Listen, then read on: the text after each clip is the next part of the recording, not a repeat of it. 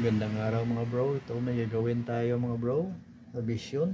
So nasa 43 inch to mga. So plug in natin. Yan na power. So ano natin sa remote. Yan. So yun yung problema yan. Nag-plus lang yung vision. Tapos wala na. May backlight. Yan. Tapos may napansin tayo dito na parang yan.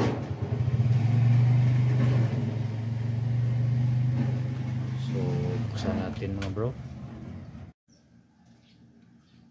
So kung mapapansin natin, so silyado pa. Unang sira. Vision 43 inch. So Smart TV na siya. Ano?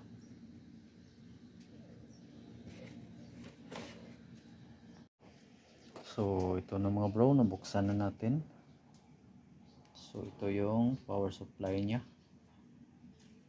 Ito naman yung kanyang mainboard. So ito yung T-con na ginamit. May T-con siya. Tapos ito yung top board na ginamit. So linisan na natin to, tapos ito troubleshoot na natin. So tuloy tayo mga bro. So pag ganito, mayroon T-con, tapos mayroong dalawang flex. So basic na ito sa mga lead TV, kahit sa mga newbie. Yung first steps na gagawin natin para malaman natin kung saang side tayo mag-concentrate. So first, mag-unload tayo dito mga bro. Sa left side, pag nakataob yung panel. So plug in. So on lang natin dito sa manual. Yan. So yan, nag-backlight. So yan, mayroon tayong nakitang display. Tapos may problema din sa bandang taas mga bro. So yan, na gano'n naman. Tapos mayroon siyang mga bar.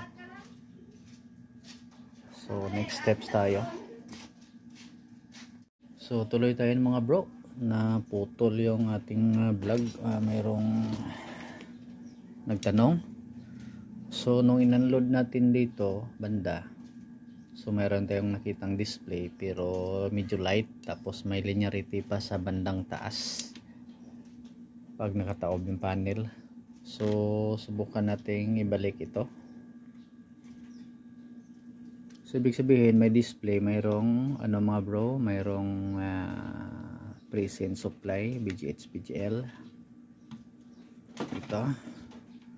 So mag-unload na naman tayo dito sa kabila.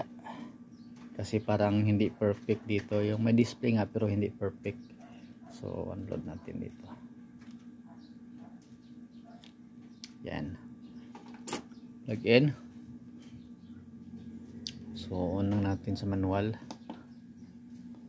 Yan. So yan, nag-backlight.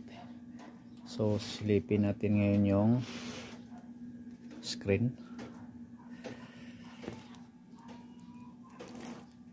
So wala tayong makitang display. Yan o. Wala. So pero yung backlight natin steady. So kung i-measure natin ito, so walang supply. Malamang wala tayong BGH or BGL at BGL na supply. So check lang natin, hanapin muna natin yung BGL. So ito BGL, so 0. So BGH sana ba? BGH. Hindi makita yung BGH mga bro. Ito.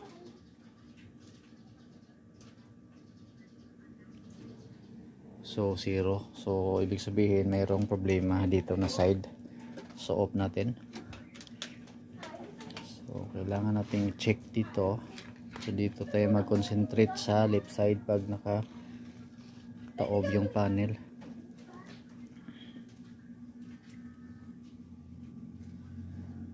Oh, ito mga bro. So kinalawang na pala. Yan o. Tapos meron tayong nakitang spot. Yan o. So ang gagawin ko dito mga bro, mag-focus tayo dito. Check natin tong banda. So kuskusin natin, linisin natin yung may spot. May spot pala. Saan ba yung ilaw? Yan o. So umitim. So balik na lang tayo pag malinisan na natin kung anong naging resulta, kung magkaroon ba ng display ang side na sa left side pag nakataob yung panel. So tuloy tayo mga bro. So ito ang ginawa natin. Yan, tinanggal natin yung may sunog. Yan o. Pinutas natin. So subukan natin kung may display.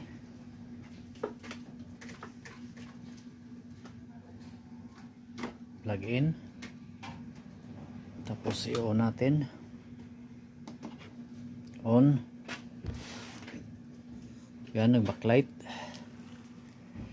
So yan mga bro, may display na. So ito hindi na matanggal yan kasi yun ang sanhi ng pinutol natin yung yung may sunog. Tagaan pa ito mga bro. So hanggang dito na lang. Maraming salamat sa panonood and God bless. So final testing na tayo mga bro. So plug in. So on na natin sa remote. Yan. So yan na siya mga bro. So at least matyagaan pa. Pero ang ito mga bro, hindi na to maano. So sa gilid lang naman. So hanggang dito na lang mga bro. Maraming salamat sa panonood, sa mga bago kong subscribers. God bless.